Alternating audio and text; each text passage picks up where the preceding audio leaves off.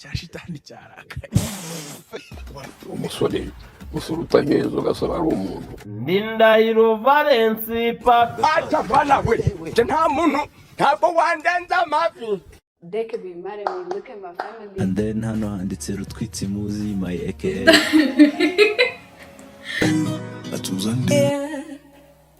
Work in China rather to be in Tata wafite karisimbi. ndabikunda simbona.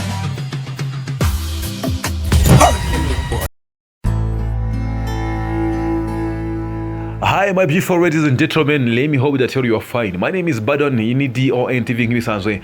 Baje kugeza amakuru menshi y'imyidagaduro abagiye agarukaho cyane hano hanze n'amakuru abagiye atandukanye hano mu Rwanda ndetse no hanze. Ahangaha niho ugomba gukura amakuru meza kandi yizewe ateguye neza cyane nko kuri kubona. Ngiye ngo maze kubona amashusho ya Mutesi Jolly kuri screen yawe, ariko akaba atari we wenyine, ahubwo hakaba harimo n'ishusho y'undi mugabo. Shoka cyane ko bwaba ari ubwa mbere ubonye isura mu maso yawe, cyangwa se akaba atari ubwa mbere ahubwo kwa wigeze ubabona ari gukwirakwira ku mbuga nkoranyambaga, ndetse nawe ukaza no kubyibaza ukibaza ngo ibi bintu nibyo cyangwa sibyo. Ayo mafoto yaje kuba atangira gukwirakwizwa ubwo abantu batangiraga kubona cyangwa se batangiraga gusura imbuga nkoranyambaga za Mutesi Jolly, hanyuma bakikoza kuri Instagram bakabona ifoto Mutesi Jolly yapostinze ku munsi w'ejo. Ariko iyo foto abantu bagatangira kujya muri comment section bashyiraho comment bisanzwe, hanyuma bakaza gusangamo amagambo yaje gutuma abantu benshi bavuga amagambo agiye atandukanye. Abenshi bavuga ati Jolly afite umukunzi, Jolly ari mu rukundo n'uno mugabo, ibintu nk'ibyo bituze kuri ayo magambo. Ni amafoto Mutesi Jolly yapostinze ari kugaragaza yuko ari muri London, ari mu Bwongereza. Hanyuma abantu bajya muri comment section barimo barakomantinga bisanzwe, ariko abantu bamwe babaza kugenda bareba cyane. Uziko hari abantu bafata time niba ari kuri poste akagenda akica akagera ba comment, nawe ushaka kubikora ukagenda ukareba comment ukajya ureba niba ari zisekeje cyangwa ari zivuga ku bindi bintu bigiye bitandukanye. Hanyuma ubwo abantu bamwe barimo baritegereza izo comments, baje kubona comments y'umugabo umwe w'umuherwe cyane ukomoka mu gihugu cya Tanzania witwa Rugumi Saidi Ahmad. Uyu ni umwe mu bagabo babaherwe cyane mu gihugu cya Tanzania, kwa n'umugabo kandi ufite izina rinini cyane mu bijyanye na business, aho afite company ikomeye cyane mu gihugu cya Tanzania yitwa Rugumi Enterprise. Ikaba ari company rero icuruza ibikoresho by'ikoranabuhanga cyane cyane bikoreshwa mu nzego z'umutekano.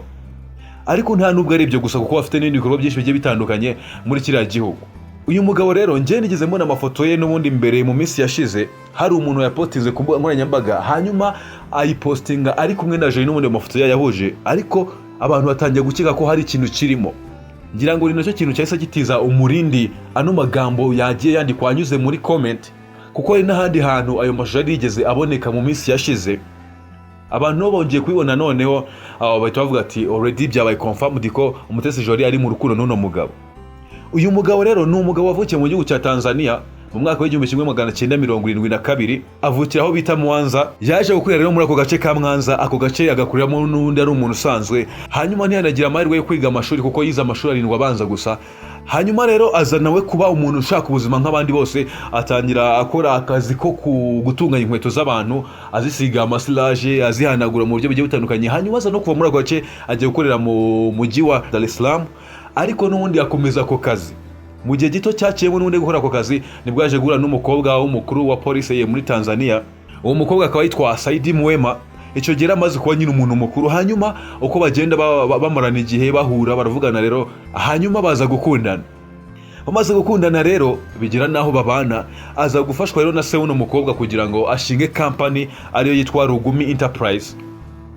Amaze kwishinga ubuzima bwaragiye burahinduka, akomeza kugenda umuntu wadanje cyane, agenda agira amafaranga. Nanone ubwizo nkuru zakwirakwiriye ko ari mu rukundo na Jolly, ariko nta makuru ahari agaragaza ko yabarigeze atandukana n'uno mugore. Wenda rero tuvuye gato ku bijyanye n'uno mugabo, reka mbaze nkunyemo amagambo yatumye abantu bavuga amagambure, ibinyamakuru byandika bagaruka cyane ku rukundo rw'uno mugabo ndetse na Jolly. Kuri iyo foto nk'uko natangiye mbikubwira, Mutesi Jolly yapostinze agaragaza yuko ari mu Bwongereza. Uyu mugabo Saidi akoresheje urubuga rwe rwa nyarwo rwa Instagram. Hari ukuntu umuntu areba urubuga akabona ko ari urubuga rw'umuntu bya nyabyo, kuko n'urubuga rwe rwa Instagram ruri na verified, bigaragaza neza ko uwo muntu ari we wa nyawe. Yagiye kuri iyo post Mutesi Jolly yapostinze, yandika amagambo agira cya muri comment: "You are so beautiful always and thank you so much for loving me." Bivuze ngo uhora uri mwiza kandi warakoze kunkunda. Umutesi Jolly nawe ntiyazuyaje, anyura muri comment asubiza ariko mu magambo magufi cyane, yandika ngo locked in, yongeraho umutima. nyerekeje uze ngo mu mutima wawe niho mfungiye. Hanyuma rero ano magambo abantu bayabonye baciye kurondogora ati Umutesi Jolly biragaragara ko ari mu rukundo, noneho bagenda batinda cyane ku myaka. Uno mugabo afite imyaka 52 n'Umutesi Jolly abantu tutamenyereye kubona ubuzima bwe bwite ku mbuga nkoranyambaga, bavuga ati ibintu ntabwo bishoboka. Ariko nyuma gato rero Umutesi Jolly yaje kuba anyura ku rukuta rwe rwa Twitter cyangwa se rwa X, arangije atangaza ko ano magambo twagiye tubona, izi post twagiye tubona atari we wabikoze kuri Instagram, ko uhabwa urukuta rwe rwa Instagram rwari rwashimuswe cyangwa se rwari rwahakinzwe. Avuga ati ibyo ngibyo muri kubona izo comment n'ibindi ntimuze kubyitaho cyane, ntimuze kwiza attention cyane, kuko ntabwo ari njyewe warimo gukoresha Instagram yanjye bari bayibye. Ariko cyakora nyuma y'amasaha make n'undi amaze gutangaza ibyo ngibyo, nuko n'ubundi ugiye kuri Instagram utakongera kwasesinga comment cyangwa se ngo wongere kureba commentaire abantu bagiye batera kuri iyo post, kuko ubu ngubu already comment zamaze gufungwa, udashobora kubona izo commentaire cyangwa se ngo wongere kubona ahantu izo comment nk'uwo mugabo yagiye azitira, bitewe nuko ntabwo ushaka kongera kugira access kuri comment kuri iyo post.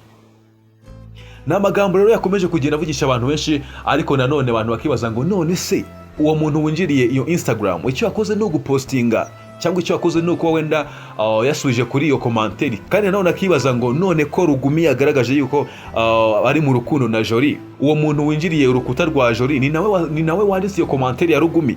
Abantu bakagenda babibaza gutya, ariko kandi bakabihuza no kuba no mu minsi yashize hari abantu hari ukuntu bafite amakuru make kuri ibyo bagapostinga ifoto ya Jolly ari kumwe n'uwo mugabo.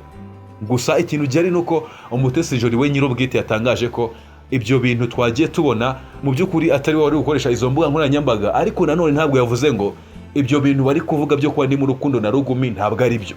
Yavuze ko Instagram page ye yari yahakinzwe, ariko ntabwo yavuze ngo ntabwo ni mu rukundo na Rugumi nk'uko abantu bari bagiye babitangaza mu buryo bugiye butandukanye. Gusa yavuze ngo izo commentaire muri kugenda mubona, ibyo muri kugenda mubona ku mbuga nkoranyambaga ntimuze kuyiha attention, kuko ntabwo ari njye wari ufite access ku mbuga nkoranyambaga zanjye.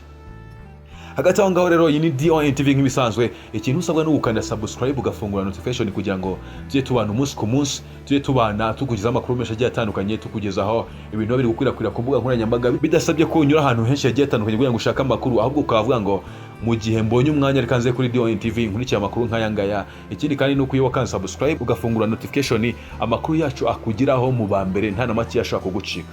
Hagati aho ngaho rero ukomeze kugira ibihe byiza.